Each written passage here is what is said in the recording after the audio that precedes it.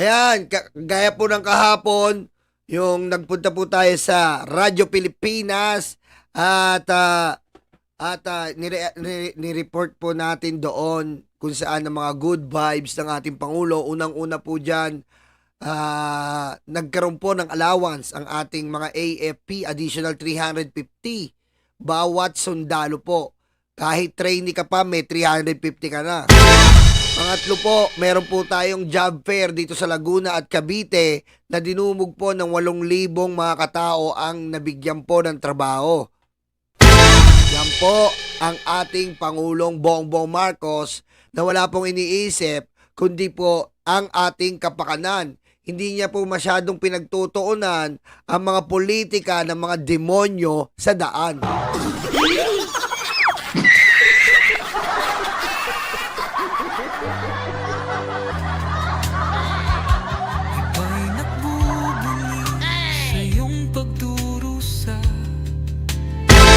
Kaya ganyan po kalupit ang Pangulo. Ngayon, PBBM Housing Project patuloy na itinatayo para sa mga Pilipino. Ito naman po ang kanyang pinagtutuunang pansin na makikita nyo po sa Bulacan or sa Pampanga, I think, yung mga pabahay ni BBM, hindi po katulad ng ibang pabahay dyan.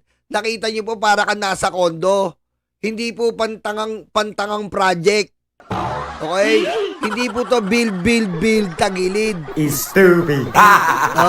Ngayon po, naghihiring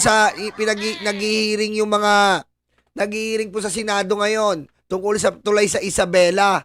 Anak ng weteng, pwede pala kayo mag-impeachment na tayo!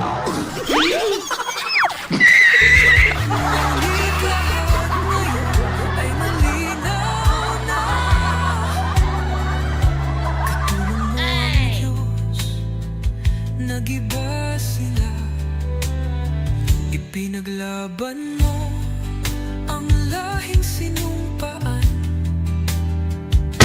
Diba? Pwede naman pala eh. Pwede naman pala magiring. Ang dami niyo pang kuskus bulukos Cheche Bureche. Shout out Ma'am Cheche Bureche. Ay Ma'am Tamura. Shaura. Ma'am Lalaine, saan si Mami Chris Rose? Natutulog pa ba yun? Sa lahat ng live nakikita ko, natutulog pa ba yun? Ano mo yun ha? I-confine mo yun. Di na yata natutulog yun si Mami Chris Rose. Hindi natutulog. Stupid.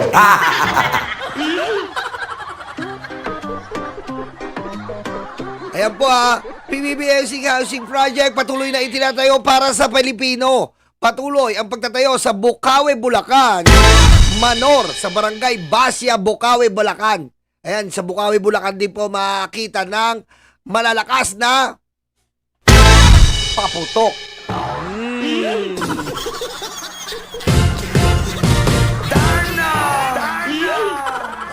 Ayan o. Paputok. Yan po sa Bukawi, Bulacan. Sa ilalim ng 4PH program ni Pangulong Bongbong Marcos. Ang proyekto ay May 11 mid-rise buildings. 11 mid-rise building 11. Na may higit 4,000 unit at may kasamang iba't ibang pasilidad tulad ng park, palaruan, swimming pool, putek, swimming pool, basketball court, at multi-purpose center. O yung mga titira dyan, yung baka naman yung swimming pool nyo, mangitim. Pag magsiswimming kayo, magbanlaw kayo, baka yung lilibag-libag kayo dyan, na katulad ni Nyolo, nag-swimming na kayo, baka kulay itim na yan, mukhang darak na yan.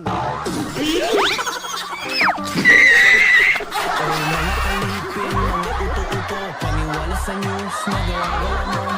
Akala mo kung sinong mga matalino, pero bakit na yon mukha kayong tanga at gago? Kita mo naman ganyan pag gumawa ng housing project. Putik, may swimming pool, daig pa tayo. Wetig talaga, lilipat kaya ako sa Bulacan. Putik ko, pag-gising mo para ka nasa kondo. Tapos, hindi ka na bagay mag-Tagalog doon. Good morning, my family. My family. Can we go to our swimming pool? What the F? Fake news yan, tinawag sa kongreso, nagtago sa lungga. Biro mo pagising mo. Okay, let's go to swimming pool. Then later, I will proceed to the basketball court, cover court. Sosyal po, taking... Stupid. Napaka-sosyal mo naman. Alak na weting, dinaig mo pa tayo nagtatrabaho ng 8 hours. Alak na weting. Lumipat ka na para magka-swimming pool. Hype na buhay to. Ano ba yan, bongbong? Social media, pero sa personal ang pangit nila. Duterte sa galaw, ang puon nilang nakadaya. Pero silang diablo, silang masama.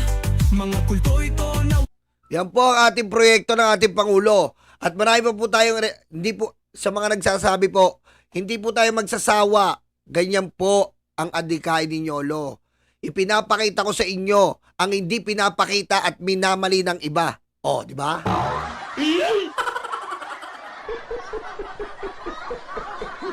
Kahit anong maliin nyo, ha? Hindi nyo mabubura ang mga nagawa ni Pangulong Bongbong. Pinapakita nila sa buong administrasyon ni Bongbong walang nagawa. Eh bakit kayo nagsisiiyakan ngayon kung walang nagawa? Yung fake news pa lang eh. Umiiyak na kayo eh. Anong tawag mo doon? Sino may gawa doon? Eh di administrasyon Bongbong, tatanga-tanga! walang hiya. Tulangan ugaling diablo yan. Hoy! DDS, utak luga. DDS, tanga-tanga. DDS, utak luga.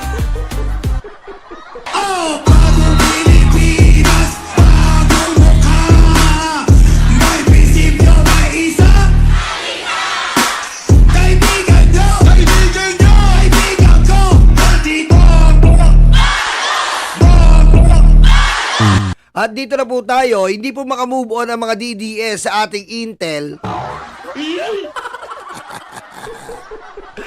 Hindi po makamove on ang mga DDS sa ating Intel na sinabi natin na ang dami nagko-comment sa akin na walang yakan Yolo, puro ka fake news. Oh, nauna nga kami dito, fake news.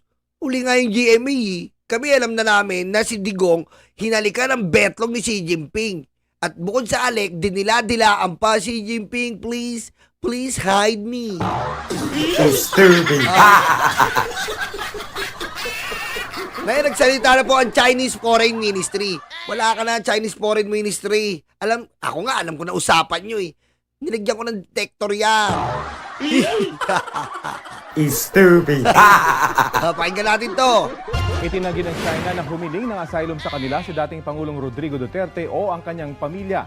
Sabi ng Chinese Foreign Ministry, bumisita si dating Pangulong Duterte sa Hong Kong para raw sa isang pribadong bakasyon. Sino namang aamin?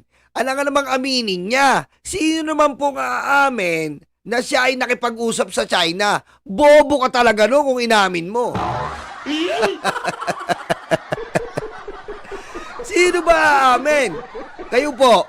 Oh, nakikipag-diskurso kayo o kaya nakipag-negotiate kayo. Sasabihin mo ba yon? Tapos, malalaman ng iyong bansa? Eh di, talagang lalo kang itatakwil ng iyong mga kababayan. Aminin ba ni Digong yon? Na nakipag-usap siya sa China? Susmiyo ka, tanga oh.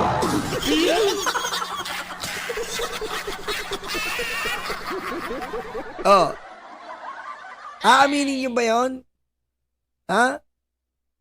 So what is the scenario if this demonic president admitted that he talked to the Chinese Prime Minister or Xi Jinping in the situation on the asylum for Rodrigo Roa Duterte? Okay? He won't admit it, motherfucker, because that is treason, Treason. Capital T-R-I-I.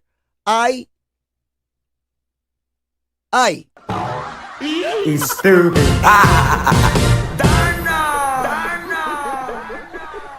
DDS, tanga-tanga. Pasensya na, mahina ako sa spelling eh. Basta may 3. Okay? Treason. Okay? In Tagalog, 3 anak. Oh. Ano ba si Digong? Ilan ang anak? Original. 3. O edi treason.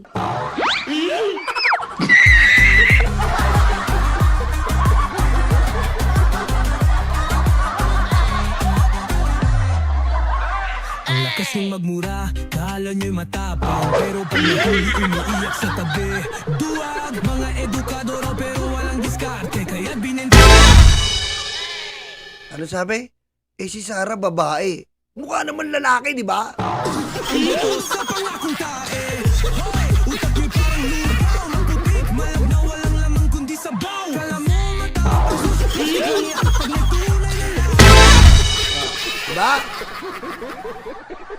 March 7, pumunta ang dating Pangulo sa Hong Kong para sa isang pagtitipon kasama ang mga OFW. Noong araw ding yon, inilabas ng International Criminal Court Pre-Trial Chamber 1 ang arrest warrant laban sa kanya. March 11, inaresto siya matapos umuwi mula Hong Kong at saka dinala sa The Hague, Netherlands. March 11 din ang itanggi ng anak ng dating Pangulo na si Vice President Sara Duterte na humiling ng asylum sa China, ang kanyang ama. Hindi aamin yan. Tandaan nyo, wala pong pag-amin na mangyayari regarding asylum. At kahit sino naman, isa kang Pilipino, nakikiusap ka na ikaw itago sa China, hindi ka aamin, tatanga-tanga ka kung aamin ka. Stupid. Oh, tatanga-tanga ka kung aamin ka. Hindi po aamin yan. Tanga lang ang aamin na nakipag-usap siyang itago ng China. Bobo ka nun.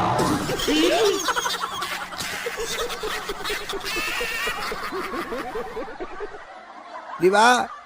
Bobo ka nun. Hindi mo aaminin yan. Buteti ka pala eh. O, dito na tayo.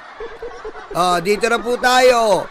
Davao City Representative Paulo Duterte. Yup, around the world. Around the world.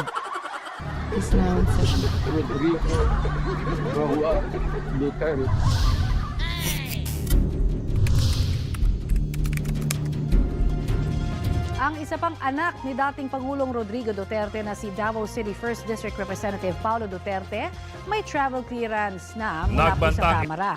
Batay sa naturang dokumento, pinayagang bumiyahe abroad si Congressman Duterte mula nitong March 20 hanggang May 10. Biro mo ha, March 20 hanggang May 10. Pusang ama talaga.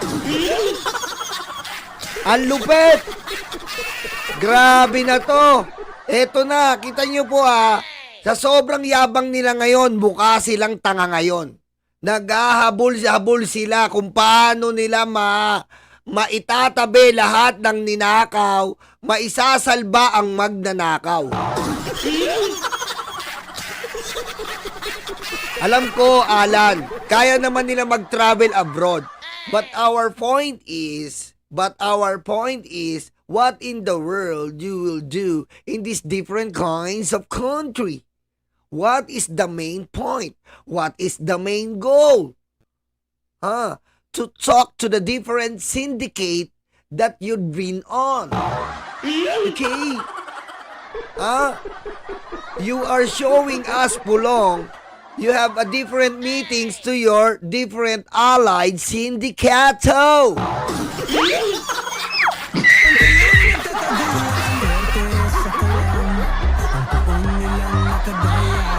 Sila ang diablo, sila ang masama. Mga kulto ito na mga walang hiya. 16 na bansa at ang Special Administrative Region ng Hong Kong ang nakalista sa kanyang travel clearance. Kita mo? Tingnan mo. Ayan yun. Diba? Kakausapin niya na ang mga iba't ibang allied sindikato ni Pulong. Malaki sindikato yung kinabibilangan ni Pulong eh. Napakalaking sindikato po. Noong simula pa yan ng mayor yung tatay niya, yung nireact po natin, hindi ka po makakapag-ship ng droga ayon kay Trillanes na sa Pilipinas kung wala ka pong contact in another party or China. At ngayon, nasan sila Michael Yang, yung mga tropa niya, sila Kenneth Dong, nagtatago yung mga best friend ni Pulong. Ayan ang mga kakausapin niya, magpapadala yan ng mga iba't ibang tao dito, Magkakausap yan ng iba't ibang tao dito, patago ng pera. Ipipris na Ipipris na po ang account nila. Kaya naggagaol na sa oras ang mga Duterte. Okay? Naggagaol na sila sa oras. Dahil once na naipris ang account, goodbye. Sayang ang mga nanakaw sa Pilipino. Ha? Nang nagpaalam ang kongresista na pupunta sa the Netherlands at Japan.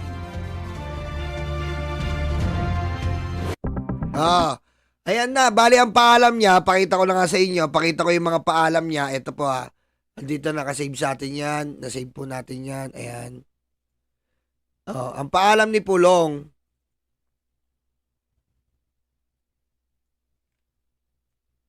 ayan ang dami. Republic of China, syempre sa kakaalyado nila. Malaysia, Indonesia, Korea, Japan, Vietnam, Cambodia, United States, Australia, United Kingdom, Great Britain and Northern Ireland and Netherlands, Germany, France, Belgium, Italy, and Singapore. Yan pa lang Kung bobo ka, yan pa lang, kung DDS ka na bobo, paano mo, DDS ka na bobo, kung mahirap ang mga Duterte, paano nila na-avail to, mga tanga? Paano na-avail ng isang tao? Ha? Paano na-avail ng isang tao ang ganito? Sabihin na natin kunyari, bobong-bobo ka. 10,000 isang country. Ilang country to? Ilang country to? Sabihin mo ng 30 country, may 300,000 na sila kagad. If ever, 10,000 lang kada country ang flight. Ha? Diba, pupunta ka ganun. If ever, 10,000 lang isang ticket. 10,000 lang. Kung 100,000 sa totoong buhay, 200,000, magkano na to? Ha?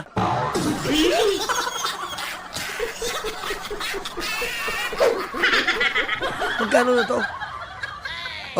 Yung ibang flight dyan, umaabot ng 200, 300,000. One way. Sabi mo, may mga Duterte? Bobo ka.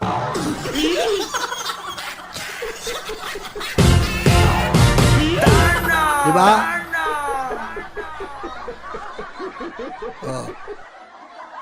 Kaya bobo kayo mga DDS. Diyan na kayo lulugmok.